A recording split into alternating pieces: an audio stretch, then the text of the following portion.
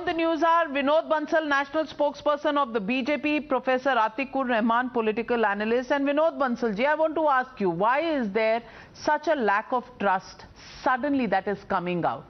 क्या हम intolerant हो रहे हैं या वाकई कोई मुद्दा है?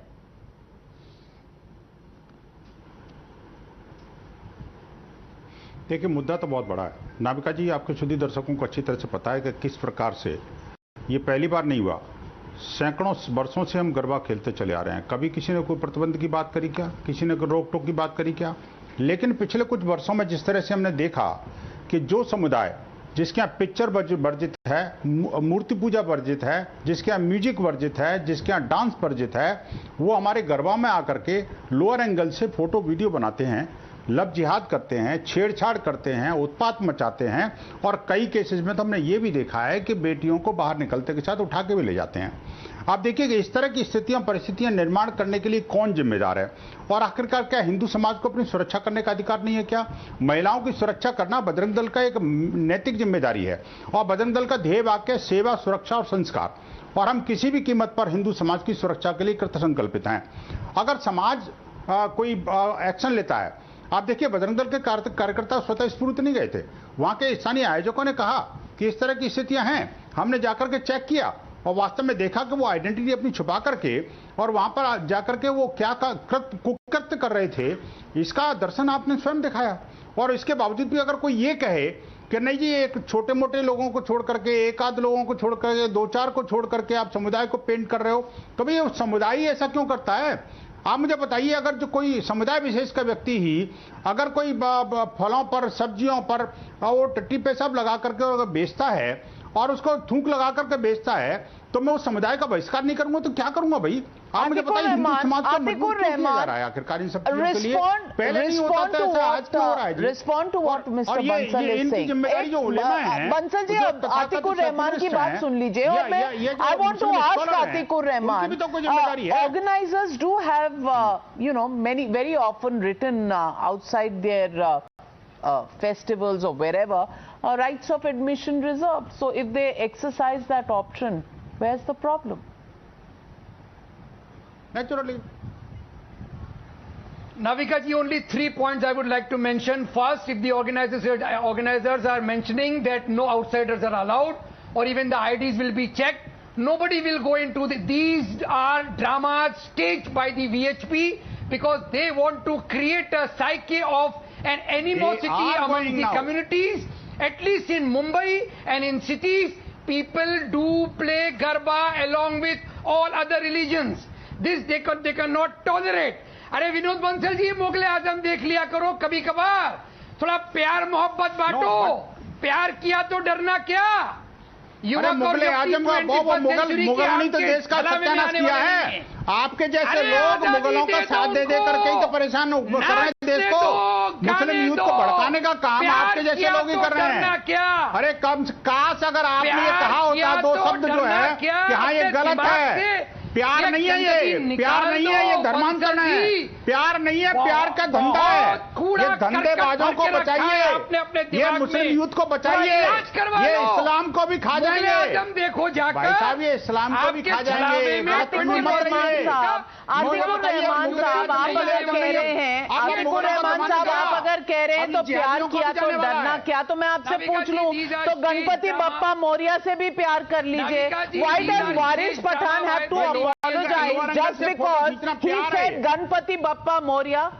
Why was he required by his by people of his religion and his community to apologize for that? Why? Waris Pathan should be on the panel to answer this. वो लिटन दास का भी देखिए, नहीं क्यों? बांग्लादेश में लिटन दास के साथ क्या हुआ? आइए गरबा पर भी आइए तो जन्माष्टमी पर भी आ जाइए, गणपति बप्पा मोरिया भी बोल लीजिए। उस वक्त क्यों नहीं आते? Stop this. नहीं, the point is, ये नहीं जाएंगे जन्माष्टमी पर, ये नहीं जाएंगे। पठान साहब, I am not answerable for his statements. Okay. अरे बंसल जी, आप युवा और युवतियों को क्यों नहीं फ्रीडम देना चाहते हो साहब? जो है वो आखिरकार वो उसकी क्या गलती थी? उसने तो मां दुर्गा पर सिर्फ शुभकामना संदेश दिया था। बांग्लादेश का बड़ा फेमस क्रिकेटर है, मेरी और उसके बावजूद भी उसको ट्रोल कर दिया आप लोगों ने। आप मुझे बताइए, आपकी मर्जी, अरे आपकी मर्जी है तो मुस्लिम बहन जब दुर्गा पूजा करती है तो आपको सांप कौन सूंघ जाता है? मुस्लिम लड़की अगर कोई गणेश पूजा करती है तो फतवा क्यों जारी हो जाता है? अगर कोई मुस्लिम महिला शिव स्तुति करती है तो आपको सांप कौन सूंघ जाता है? आप बताइए ना। आखिरकार आपके यहाँ जब म्यूजिक का बैन है तो आखिरकार वहां जाकर लोअर एंगल से फोटो खींचने के लिए ये इस्लाम अलाउ करता है क्या? क्या पैगंबर मोहम्मद साहब ने कहा है क्या कि वहां जाकर के लोअर एंगल से फोटो खींचिए लड़कियों की? कैसी बात कर रहे हो?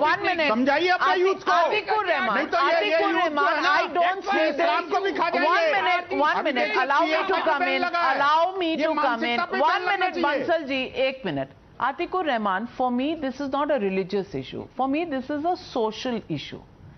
If I'm a mother, I have a daughter, whether my daughter is Aisha or my daughter is Akanksha, I would be worried if somebody was clicking her pictures from a low angle, and I would be worried when with abandon she wants to dance. She can't freely dance in Garba simply because there are men hovering around, and I don't know if they will click my daughter's pictures. I want to ask you, as a society, do we not need to resolve this issue, find solutions?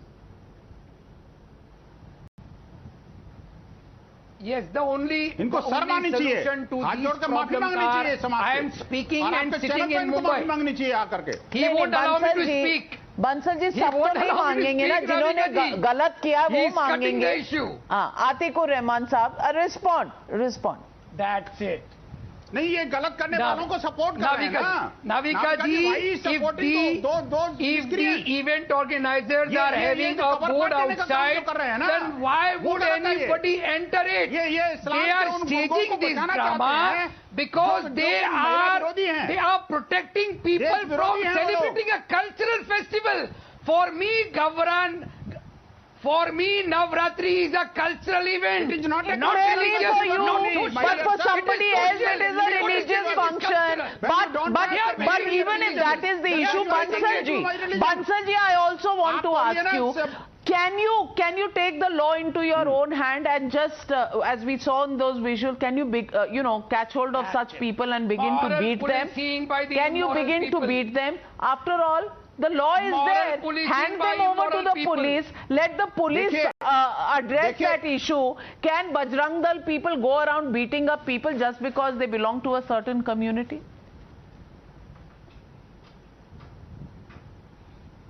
No, not just because they belong to a particular community. This is because of the reason they were doing the things which is derogatory to my society, which is derogatory to the dignity of the woman, which is derogatory against the law, and which is against the constitutional values of the country. And इसीलिए मैंने बजरंग दल के कार्यकर्ताओं की जिम्मेदारी मैंने starting में बोला था, सेवा, सुरक्षा और संस्कार, ये हमारा ध्येय वाक्य है। और हम और कॉन्स्टिट्यूशन ने हमें I think the recent trend of these kind of issues coming up, especially during Navratris, during the Garba being celebrated. In recent years, we've seen these issues of identity cards, etc. coming up. My only view on this is that on both sides, we need to look at this as a societal issue. We need to be vigilant to protect the girls who are participating, but at the same time, we can't be supporting those who are trying to outrage the modesty of women, and on the other hand, there can't be some self-righteous moral police who will take law into their own hands to beat these people up. It's a societal issue, and as a society, we need to rein in our own. And all sides are our own. They are Indians at the end of the day. And these are our girls, our daughters, our sisters, our mothers, and we need to protect them all. That's all. No debate. Thank you very much, viewers, for joining me on the News Hour.